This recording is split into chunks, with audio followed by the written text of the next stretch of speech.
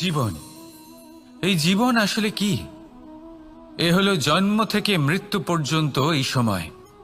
কিছু মানুষ এটা বলে থাকেন যে এই যে নিঃশ্বাস নিচ্ছি, এই হলো জীবন। আর প্রত্যেক ব্যক্তি, প্রত্যেক প্রাণী, তাদের নিঃশ্বাস নির্ধারিত থাকে, নির্দিষ্ট হয়ে থাকে। তাকে সেই নির্ধারিত নিঃশ্বাস নিতেই হয়, তারপর তিনি মৃত্যু লাভ করেন। কিন্তু এটা কি সত্যি? সত্যি কি মনুষ্য জীবন এই নিঃশ্বাসের উপর নির্ধারিত থাকে? এই নিঃশ্বাসের গণনাই কি মনুষ্য জীবনের অস্তিত্ব?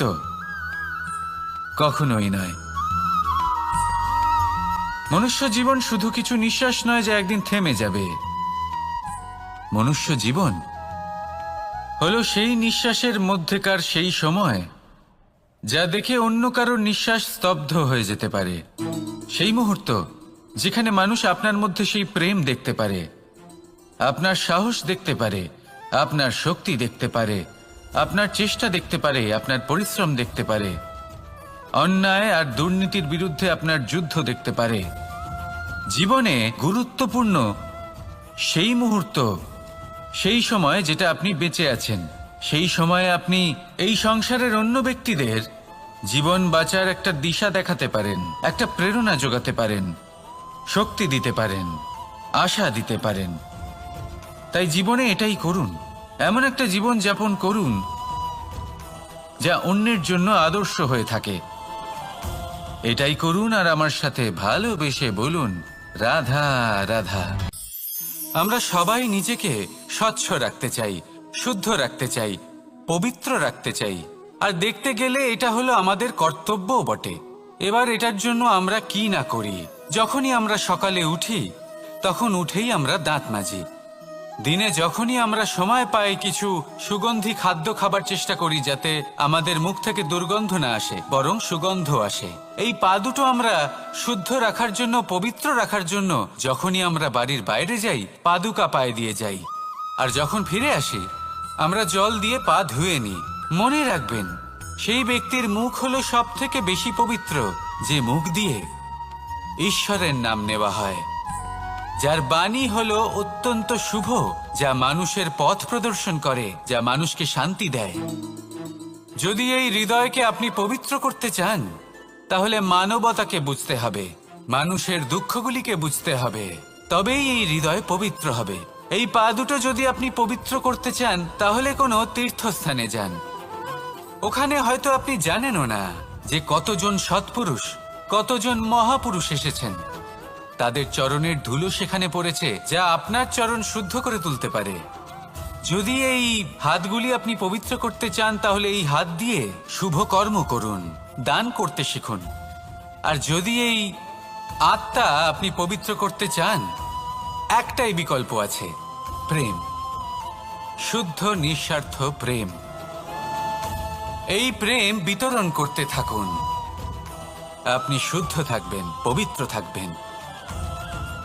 আসুন আমার সাথে ভালোবেসে বলুন, রাধা রাধা।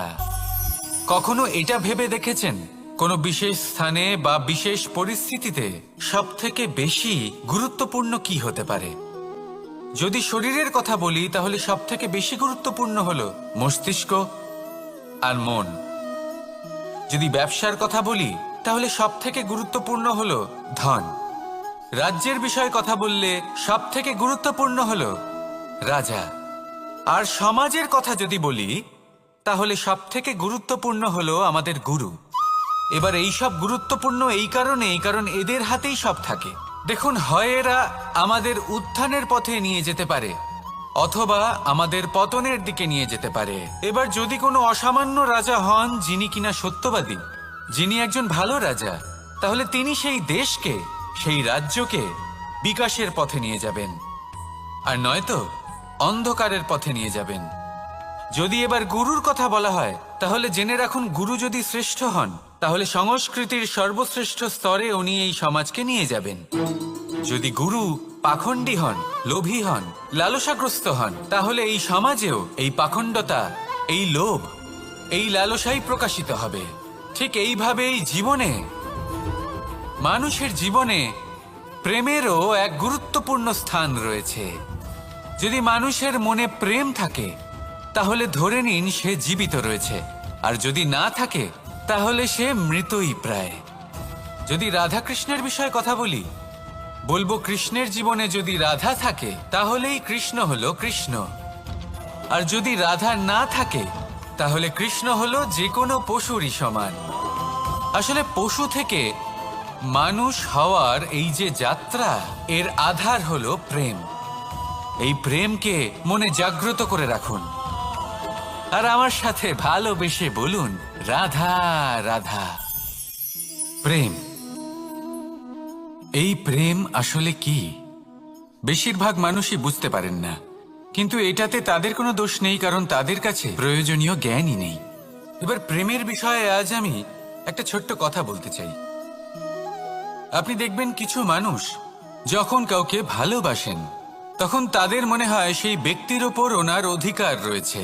এবার সেই অধিকারের বোধে ফেঁসে গিয়ে নিজেই ক্রুদ্ধ হয়ে বসেন যে ও আমার কথা মনে করলো না, ওর স্মৃতিতে আমার কোনো স্থান নেই, ও আমার সাথে কথাই বলতে ভুলে গেছে, ইত্যাদি ইত্যাদি অনেক কারণ হতে পারে। আমি আপনাকে একটা প্রশ্ন করি, এই যে স্মৃতিগুলি, এটাই কি ভালোবাসা? কখনোই নয়। প্রেম তো হলো সেই আবেগ, সেই বোধ যা এক সুগন্ধিত ফুলের মতো আপনার জীবনকে, আপনার মনকে আনন্দিত করবে, প্রসন্নতার দ্বারা ভরিয়ে তুলবে। প্রেম হলো সেই বোধ। তাই যদি আপনি প্রেমকে বুঝতে চান তাহলে প্রেমীর ভাবনাকে বোঝার চেষ্টা করুন। প্রেমকে যদি যাপন করতে চান তাহলে আবেগের দ্বারা যাপন করুন, স্মৃতির দ্বারা নয়। স্মৃতির কি আছে? আজ আছে, পরবর্তীকালে নাও থাকতে পারে। সময়ের সাথে এই স্মৃতি ফিকে হয়ে যেতে পারে, কিন্তু এই আবেগ তা চিরকাল মনের মাঝে থেকে যায়। তাই আসুন আর আমার সাথে ভালোবেসে বলুন, রাধা রাধা। রাজ্য, শাসন, সাম্রাজ্য, সংস্থাপনা, এগুলিকে সফল কখন বলা যেতে পারে?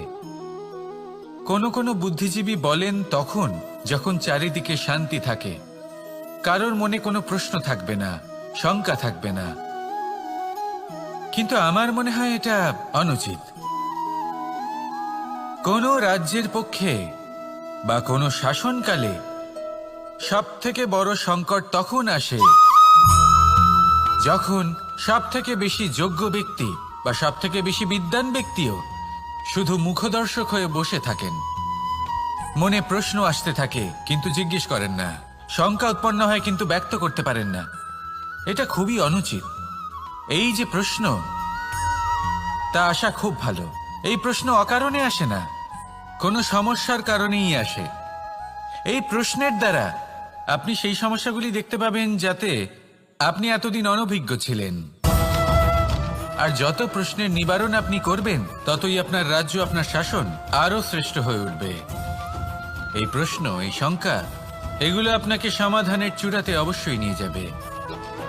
সেই জন্য না প্রশ্ন করা অনুচিত, আর না শঙ্কা ব্যক্ত করা অনুচিত, আর না তিনি মূর্খ যিনি প্রশ্ন করেন, শঙ্কা ব্যক্ত করেন। তাই এনাদের কখনো দূরে করে দেবেন না, এনাদের নিজস্ব মতামত রাখতে দিন। যখন সবাই মিলে একমত হবেন তখন নিশ্চিত রূপে বলা যায় যে এই রাজ্য, এই শাসন, এই সংস্থাপনা সাফল্যের শিখরে রয়েছে। তাহলে আসুন আর আমার সাথে ভালোবেসে বলুন, রাধা রাধা। প্রকৃতি, নিয়তি কখনোই কারোর সাথে পক্ষপাত করে না, প্রত্যেককে জীবনদান দেয়, সমান সুযোগ প্রদান করে। এটা সেই ব্যক্তির উপরে নির্ভর করে যে সে কিভাবে তার থেকে লাভবান হয়ে উঠবে। তার নির্বাচনের উপর নির্ভর করে, তার দৃষ্টিভঙ্গির উপর নির্ভর করে যে সে কতটা ধনাত্মক বা কতটা নেতিবাচক। দুই ধরনের মানুষ হন। এমন কিছু মানুষ হন যারা প্রত্যেক পরিস্থিতি, প্রত্যেক সমস্যা এবং বিপদে সুযোগ খুঁজে বের করেন। আর কিছু এমন মানুষ রয়েছেন যারা যে কোনো সুযোগে কোথাও না কোথাও থেকে একটা সমস্যা খুঁজে বের করেন। এবার আপনি কি চান? আপনি সুযোগ চান, তাহলে সুযোগ পাবেন। আপনি সমস্যা পেতে চান, সমস্যা তো আপনি চাইলেই খুঁজে পাবেন। চয়ন আপনারই যে আপনি কতটা ধনাত্মক থাকতে চান, কতটা নেতিবাচক থাকতে চান। ধনাত্মক থাকুন, জীবনে সব কিছু সম্ভব হবে। আসুন আর আমার সাথে ভালোবেসে বলুন, রাধা রাধা।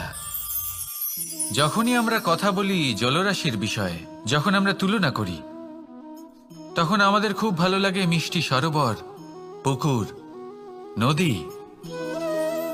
আর আমরা অপেক্ষা করে থাকি সাগরের জন্য, সমুদ্রের জন্য। কেন করি? কারণ এই সাগর, এই সমুদ্র, এ হলো অত্যন্ত বিশাল আর ভয়ানক। এর জলও কিন্তু নোনতা, যা আমরা পান করতে পারি না। কখনো ভেবে দেখেছেন এই সমুদ্রের অন্তরে এই নোনতা জল, এই নোনতা ভাব, এটা আসে কোত্থেকে? এই যে সমুদ্র, যে প্রবাহমান নদীর থেকে যে খনিজ নির্গত হয়, তার ভান্ডার হলো এটা। সেই খনিজকে নিজের অন্তরে গ্রহণ করে, সেই নোনতা ভাব নিজের মধ্যে সমাহিত করে, আর তারপর সেই নোনতা জল বাষ্পে পরিণত হয়ে ওপরে উঠে যায়, যা মেঘ হয়ে আপনার ওপর মিষ্টি বৃষ্টি হয়ে ঝরে পড়ে। এ হলো সমুদ্রের ত্যাগ, যার জন্য আপনি মিষ্টি জল পান করতে পারছেন, সে নদী থেকেই হোক বা সরোবর থেকে। সেই জন্যই হয়তো সাগর হলো এত মহান, হয়তো সেই জন্যই রত্ন সাগরে পাওয়া যায়। তাই মনে রাখবেন, ক্ষমতা তারই হয় যে ত্যাগ করতে জানে, কোনো বিষকে নিজের মধ্যে ধারণ করে নিতে জানে। তাহলে আপনিও এটাই করুন, এতটাই শক্তিশালী হয়ে উঠুন আর আমার সাথে ভালোবেসে বলুন, রাধা রাধা। বৃষ্টির ফোঁটা কত ছোট, কিন্তু সাগর কত বড়, হিমখণ্ড কত ছোট, হিমালয় কত বড়। কত পার্থক্য আছে দেখুন, দশরথ পুত্র রাম আর শ্রীরাম। দেখুন, একটা ফোঁটা একসাথে মিলিত হয়ে তখন এই বিশাল সাগর তৈরি হয়। সকল হিমখণ্ড যখন একসাথে মিলিত হয় তখন এই বিশাল মহান হিমালয় গঠিত হয়। সেইভাবেই একটা ছোট্ট বনবাস দিয়ে শুরু হয়েছিল একটা যাত্রা, রাম থেকে শ্রীরাম হবার পথে, মর্যাদা পুরুষোত্তম হবার জন্য। কিন্তু এর থেকে আপনি কি শিখলেন? বিন্দু আসলে মহান নয়, মহান হলো সাগর। হিমখণ্ড মহান নয়, মহান হলো হিমালয়। অর্থাৎ কোনো মহান কাজ করার জন্য বা মহান হবার জন্য আপনাকে আরম্ভ করতে হবে ছোট থেকে। একটা অত্যন্ত সরল কিন্তু একটা গুরুত্বপূর্ণ কথা আমি আপনাকে বলতে চাই। দেখুন, আরম্ভ করার জন্য প্রথমেই আপনার মহান হবার কোনো প্রয়োজন নেই, কিন্তু হ্যাঁ, মহান হবার জন্য প্রথমে আরম্ভ করা অত্যন্ত প্রয়োজনীয়। আপনি যদি শুরুই না করেন তাহলে কখনো মহান হতেই পারবেন না। প্রকৃত নিষ্ঠা দ্বারা আরম্ভ করুন।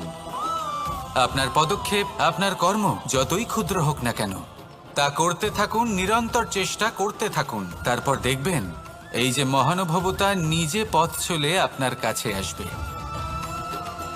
তাই আপনি এটাই করুন আর আমার সাথে ভালোবেসে বলুন, রাধা রাধা। কোনো প্রাণী, মানুষ অত্যন্ত চঞ্চল হয়, একদম জলের মতো। জলও অত্যন্ত চঞ্চল, অত্যন্ত উৎসুক। জল সবসময় উৎসুক হয়ে থাকে আকাশের কাছে যাবার জন্য। সেই জন্য সে নিজেকে জ্বালায়, বাষ্প হয় আর আকাশে পৌঁছে মেঘে সমাহিত হয়ে যায়। তারপর সেই জল উৎসাহিত হয়ে থাকে যে ও কবে বৃষ্টির ধারা হয়ে মাটিতে ঝরে পড়বে। প্রখর বায়ুর বেগ সহ্য করে, তারপর মাটিতে ঝরে পড়ে। এটা জল কিভাবে করতে পারে? তার উত্তর হলো এটাই যে জল যাত্রার উদ্দেশ্য আর মাহাত্ম্য বুঝতে পারে। আর সত্যি বলতে এই যাত্রা কিন্তু অত্যন্ত গুরুত্বপূর্ণ।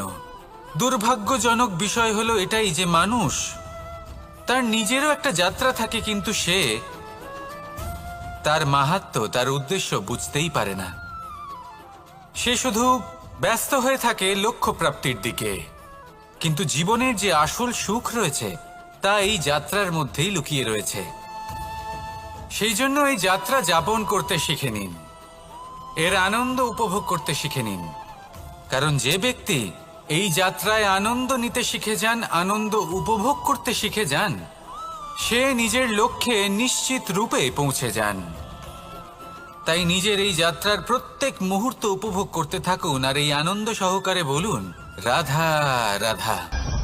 কথোপকথন অত্যন্ত গুরুত্বপূর্ণ। এটা প্রত্যেক সম্পর্কের জন্য, বরং জীবনের জন্য অত্যন্ত গুরুত্বপূর্ণ।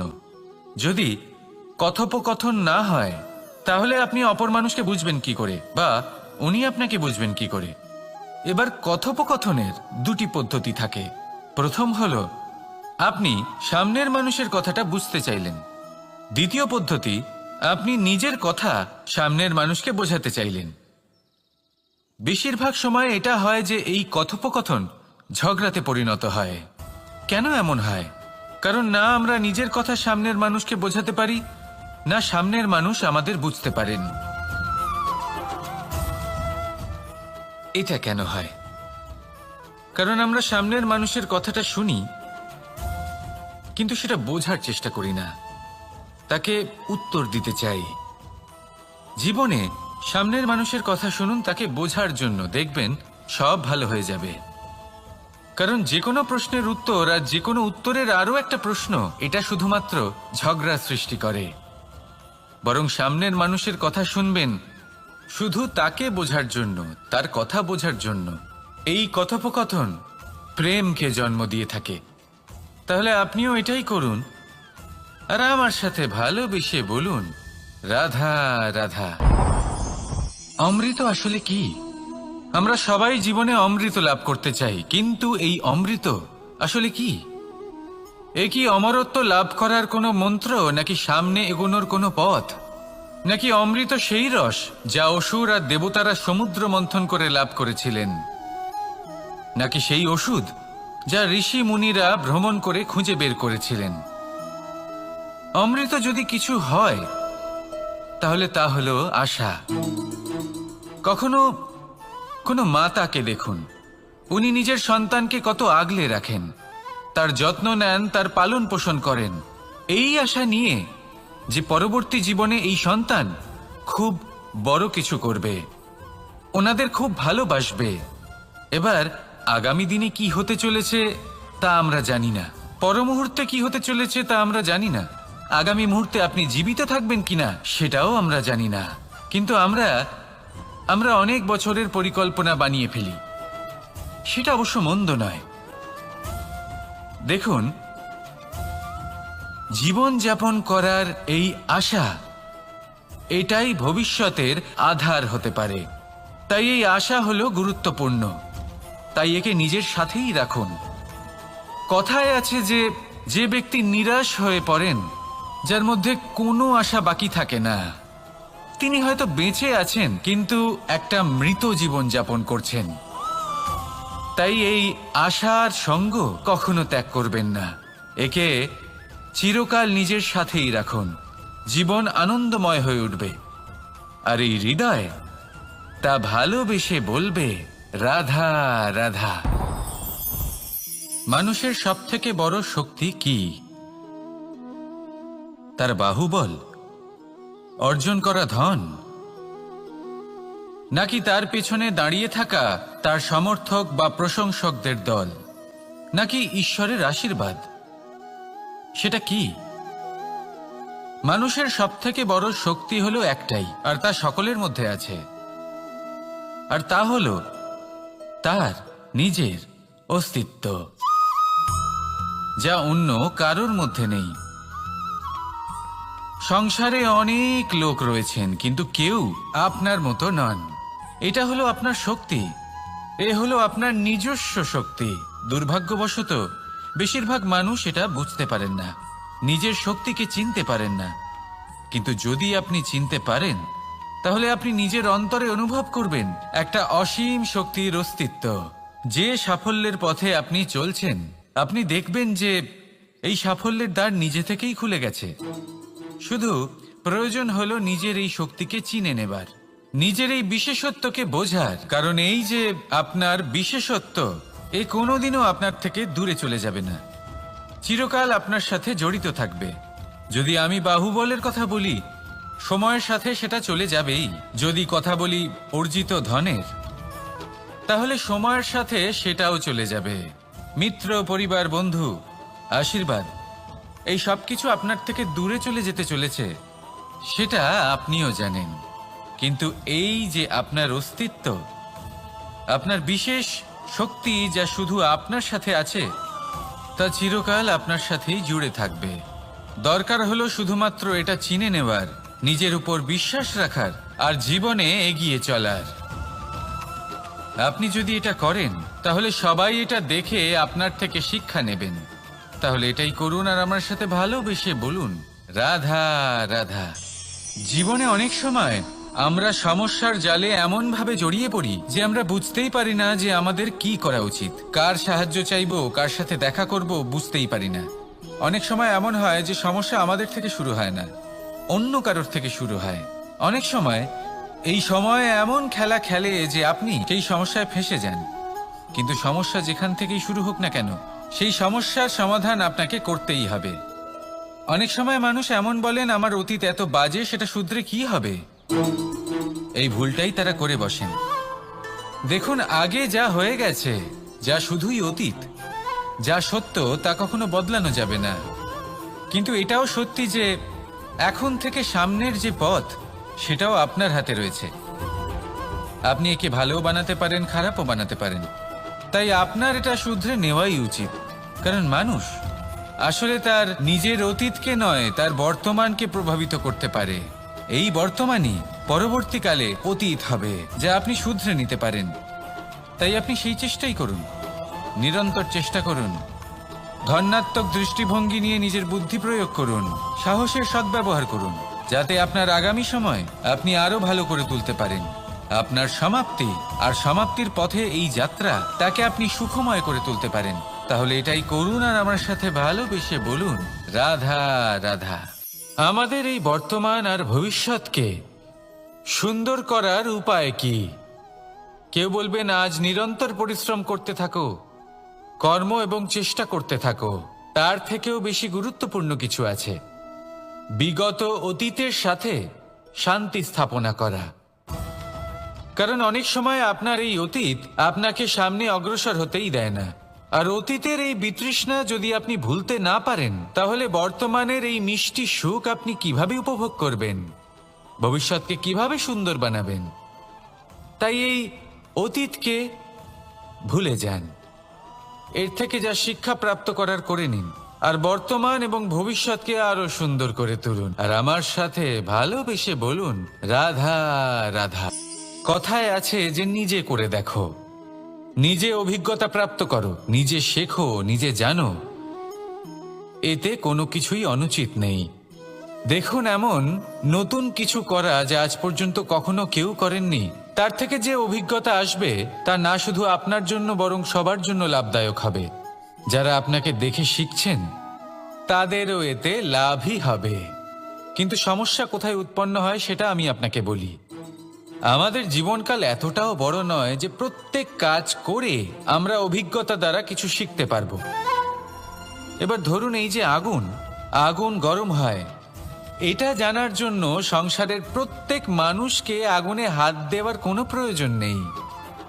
সংসারে অনেক লোক রয়েছেন, অনেক মহাপুরুষ ছিলেন, বিদ্বান লোক ছিলেন, বুদ্ধিমান লোক ছিলেন, যাদের অভিজ্ঞতা দ্বারা আমরাও শিখতে পারি।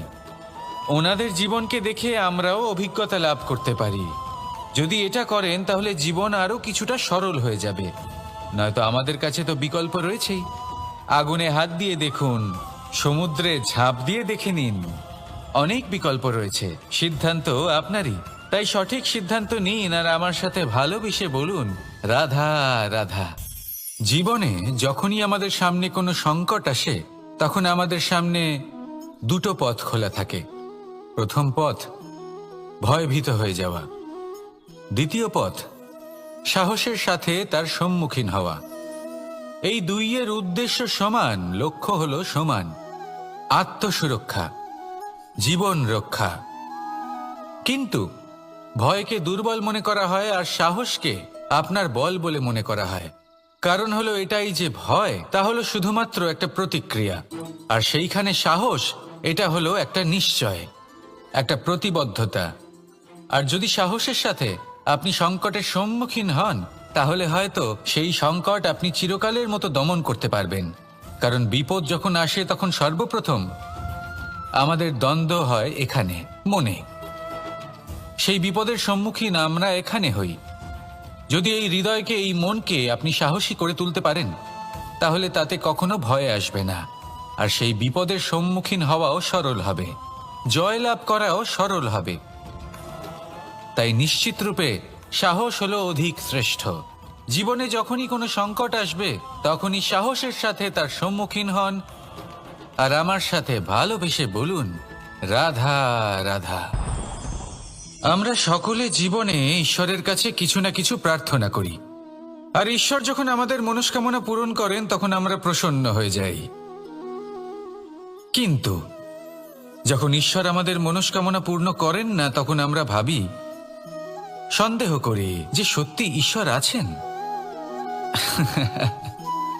আপনাকে একটা কথা বলি, আপনি যদি ঈশ্বরের সম্মুখে নিজের ইচ্ছে বা মনস্কামনা রাখেন আর ঈশ্বর তা পূরণ করেন, তার অর্থ হলো ঈশ্বর এটা জানেন যে আপনার তার প্রয়োজন রয়েছে।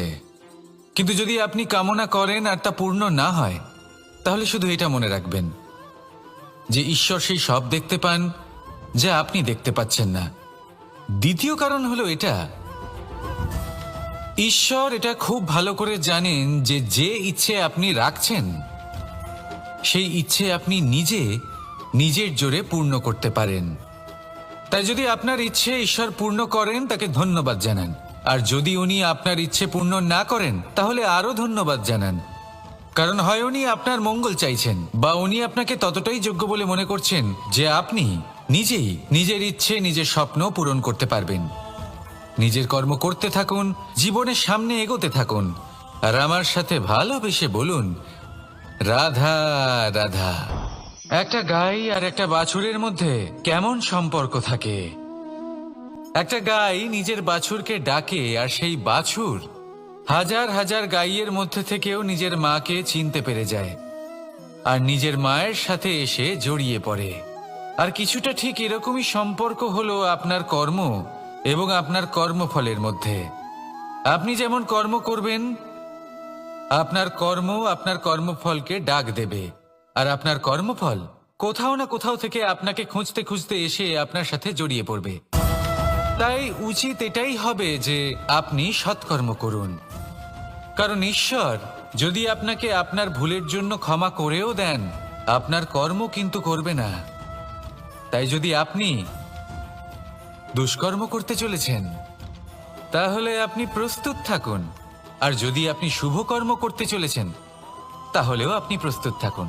আপনার কর্ম যেমন হবে, তেমন ফল আপনার কাছে নিজে থেকেই চলে আসবে। আজ না হোক কাল, কাল না হোক অন্য কোনো সময়, অবশ্যই আসবে।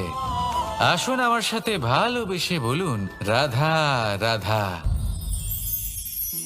আম এবং নিম, এই দুই যে যার স্থানে অত্যন্ত বিশেষ, অত্যন্ত শ্রেষ্ঠ।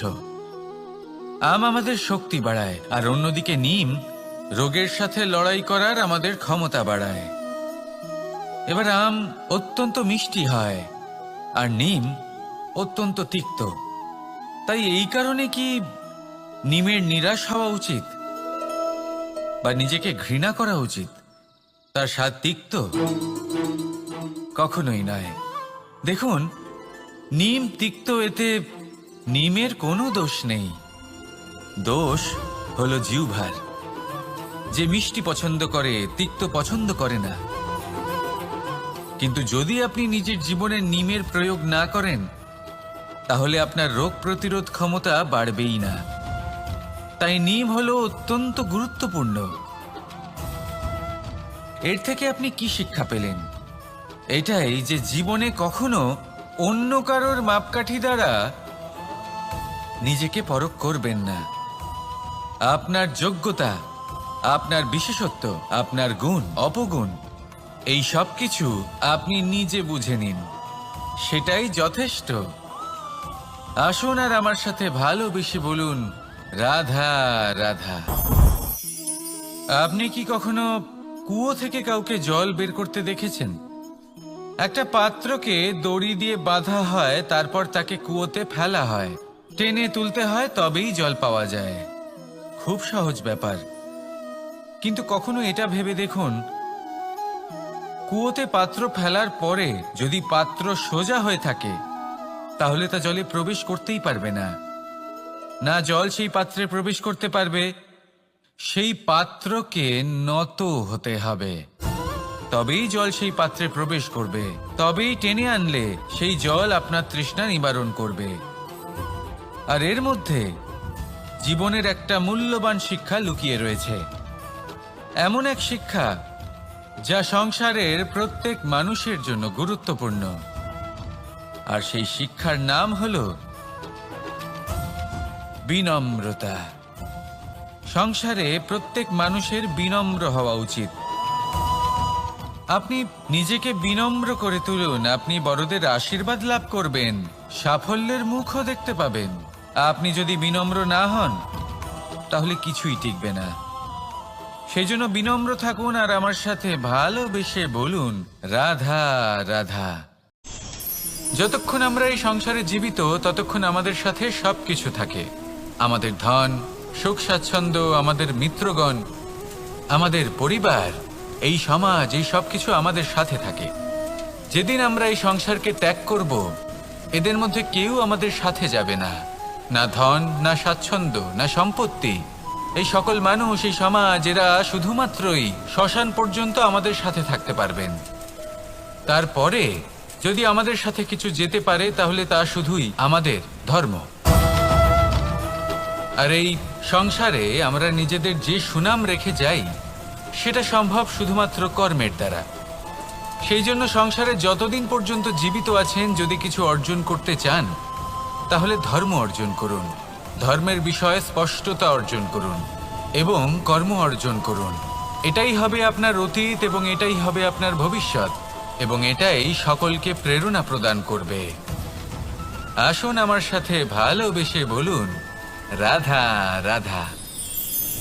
সমুদ্র মন্থনের সময় দুই ধরনের রত্ন লাভ করা হয়েছিল।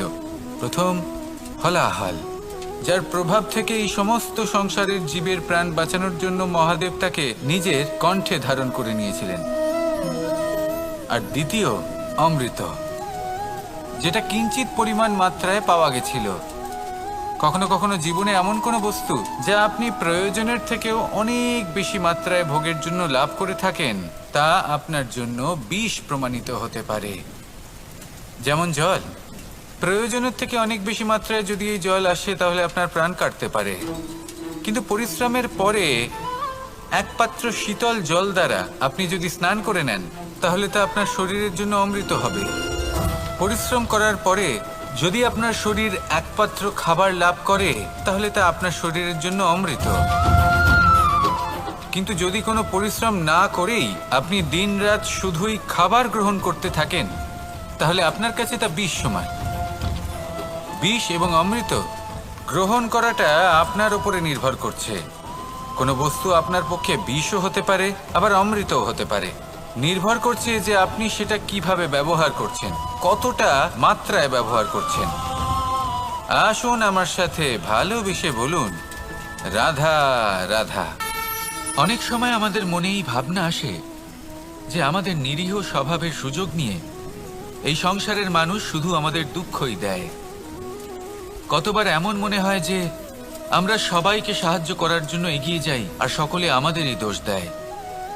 অনেক সময় এমন মনে হয় যে আমরা শুধুই সৎকর্ম করি, সকলের ভালো চাই, কিন্তু সকলে আমাদেরই বিষয়ে খারাপ কথা বলতে থাকে। দুঃখ হয়, কিন্তু আমাদের এটা ভেবে দেখা উচিত যে মানুষ আম গাছের গায়ে পাথর ছোড়ে, শাল গাছের গায়ে পাথর কেন ছোড়ে না? কারণ এই আম গাছে পাওয়া যায় মিষ্টি এবং সুস্বাদু ফল। অন্যদিকে শাল গাছ থেকে আমরা কি পাই? শুধুই কাঠ। তাই যদি আপনাকে কেউ কথা শোনায়, আপনাকে কোনো কিছুতে বাধ্য করার চেষ্টা করে, আপনার বিষয়ে অনুচিত কথা বলে, তাহলে নিশ্চয়ই আপনার মধ্যে এমন বিশেষ কিছু আছে যা তাদের মধ্যে নেই। নিজের মধ্যে আত্মবিশ্বাস বাড়িয়ে তুলুন, ধন্যাত্মক ভাব আনুন, সৎকর্ম করতে থাকুন, কোনো কটুতা এই মনে প্রবেশ করতে দেবেন না। এই মন সুপ্রসন্ন হয়ে বলবে, রাধা রাধা।